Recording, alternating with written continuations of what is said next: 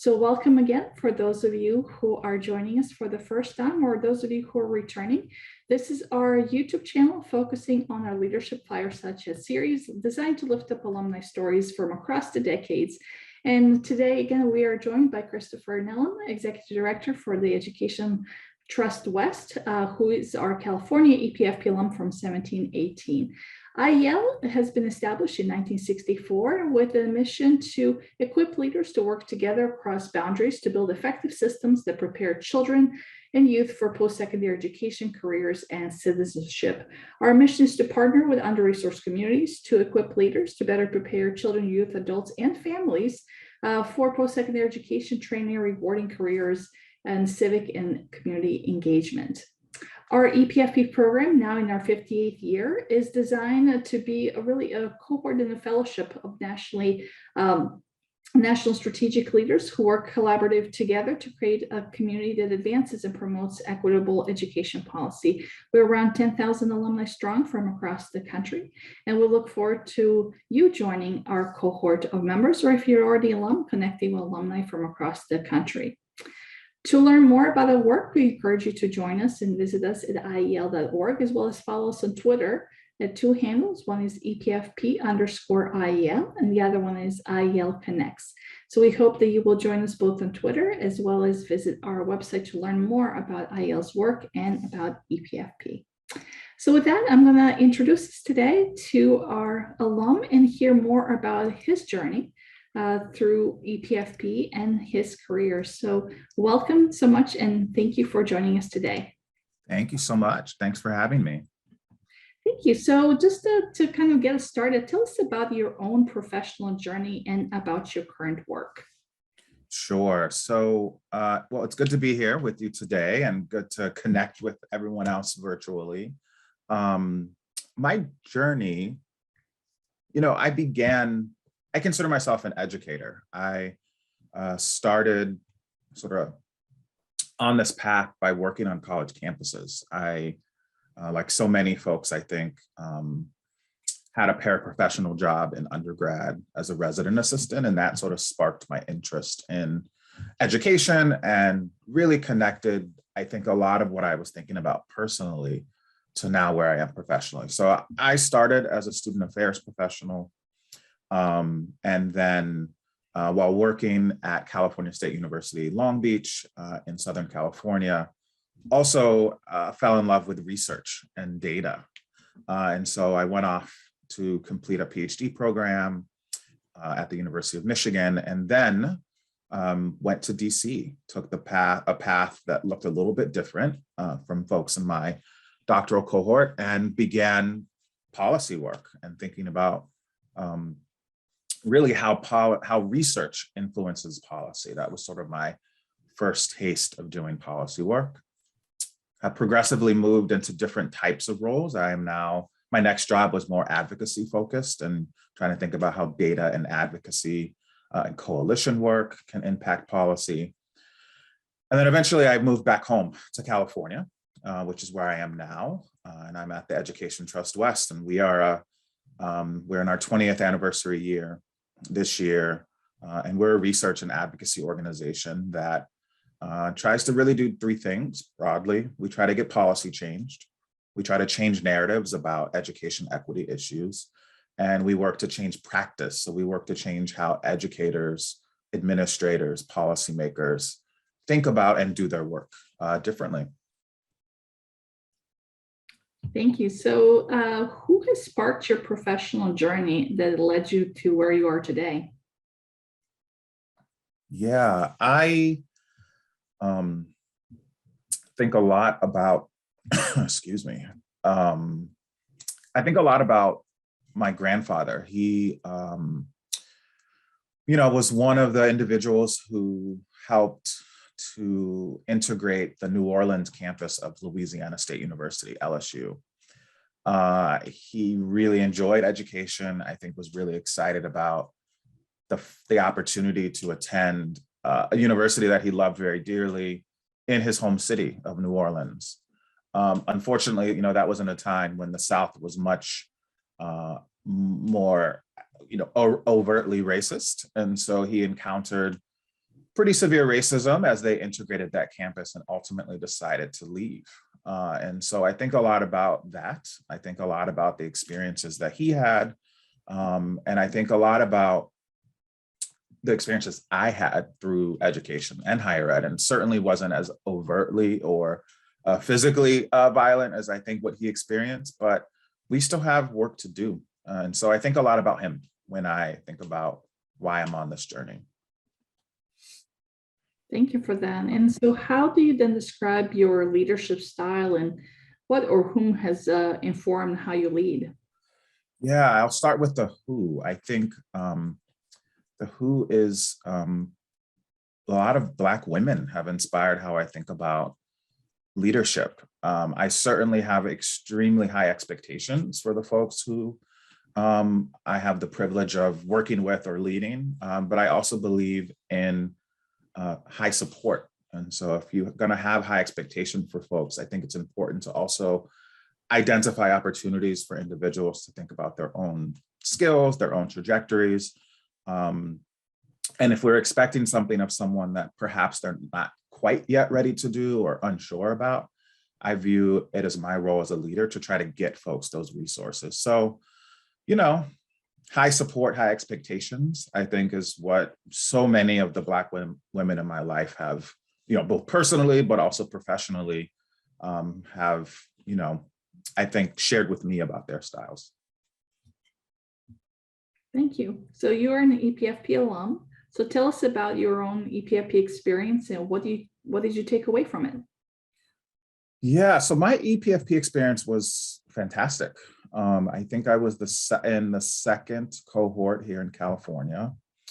And, the opportunity came at a time where, as I sort of mentioned earlier, I'm a Californian, but I was away for probably a decade. And so coming home, I think it was really important for me to get up to speed on the policy issues, which of course is a pillar of EPFP. And so we spent quite a bit of time sort of working with a cross set of K through 12 and higher education policy folks. So we got to really learn from both ends, if you will. So that was really helpful. The networking, I think, cannot be underestimated. I work very closely with plenty of people from my cohort, the cohort before. And so I think about those things. I think about the experience quite often. I think it was at the right time. I think the curriculum was extremely well done. And so every chance I get, recommend the program to folks, because I think for me, it helped launch my career back home in California, I think in really, really pivotal ways. That's great. So tell us more about that. How did these pillars of policy leadership and networking inform your professional journey since your time within EPFP? Yeah, I think, excuse me, I think a lot about the work that we did to think about policy. And one of the things that I continue to reflect on from the experience is that to do the sort of policy work that I do, so statewide policy work, it's important to understand the issues from a variety of perspectives. And so certainly where I sit now, we are an education equity organization. That's, sort of how we think about issues. We certainly are always committed to students and their needs, but I also think, and I took this from my experience, that it's important to listen to administrators about their opinions about the sort of policy change we're seeking, so that we can understand implementation, for example. How well will this policy idea live out in practice? It's also important to listen to, labor and union and other folks. And so the biggest lesson I took away is that even if you don't agree with other individuals on, in the ecosystem, it's important to talk with them, important to listen to them, and to take as much as you can from their perspectives as you try to achieve, the end goal, whatever that goal is. So that's one thing, one way, rather, that the experience, I think, continues to be applied in my work. The other is, I said it before, but the network. And it's not, I think the California team did a really good job differentiating between sort of surface level networking and real substantive networking. And I think that because we did that, we found opportunities to connect as human beings. We found opportunities to connect professionally. I think the relationships that I took from EPFP and that I also try to give back to, they're with me probably daily. I work with just so many folks in the EPFP network that it is, I feel like I can't, I think anything I say will understate the important role of networking. So that certainly stays with me today. That's great. So can you maybe give us an example of how you have applied EPFP knowledge within your work and your state work? An example of how it's been applied. I think, so during my cohort, we talked quite a bit about the intersections between K through 12 policy and post-secondary policy. And if I think about the work that I'm doing now at the Education Trust West or pieces of our agenda, we're spending a lot of time in that, what some folks would call, no person's land, or the gray area, or college, high school to transition space. And the fact that we spent so much time focused on that transition in EPFP just really got me thinking about the important role of organizations that can be intermediaries between K through 12 and higher ed or post-secondary. And so that is one way I'm applying very directly the content that we discussed. Our team works on issues such as, financial aid completion or dual enrollment. Those are all issues that oftentimes, folks on either side of the aisle feel like no one and everyone owns. And I think one of the things that we talked about quite a bit in EPFP was that someone has to take responsibility for those transition opportunities. That's where we lose so many, bright, talented young people. And so that to me is a direct application, because before, I'm not sure if I said this before, but before I was very much focused on higher education policy. That's what I was doing in DC. Like so many other people, I was sort of siloed, and it was all things all the time about post-secondary ed. And it really opened my eyes to the importance of looking further downstream to think about the sorts of solutions that we need. So what is a piece of advice that you have for fellows that are watching this, who are going through the program now, that you wish you had or you just acquired in terms of your mid-career journey? What is sort of one piece of advice you would give to fellows? So one reflection that I have is, while I think you get out of things what you put into them, I think in many parts of life. And so I think my piece of advice would be, or is, to take the time to really engage as much as you can with your cohort, with the curriculum, with the reading. Although, I know it's hard. Folks are often working, full time, and our curriculum was on a particular set of weekends, which made it sometimes really challenging to engage fully. So that's my piece of advice: to engage as much as you can. If you can, put your phone away. I'm not sure where folks are, virtual, in person, but just really engage and show up. And I think what you put in, you will get out of it.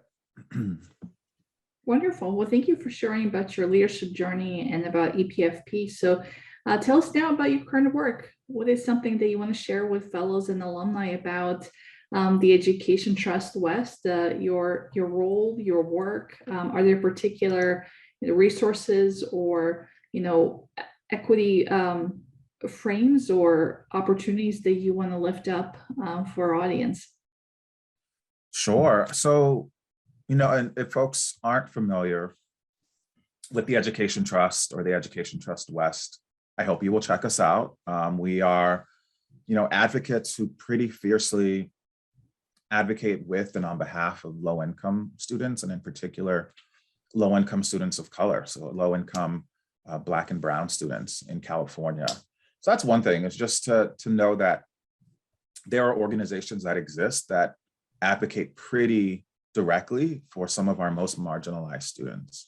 The other is, I think it's important to, as you think about careers in public policy, to think about the makeup of organizations. I think one of the unique things about the Education Trust West is that we are made up of primarily people of color and women. And so, so many folks at our organization have been or are currently impacted by the issues that we're working on.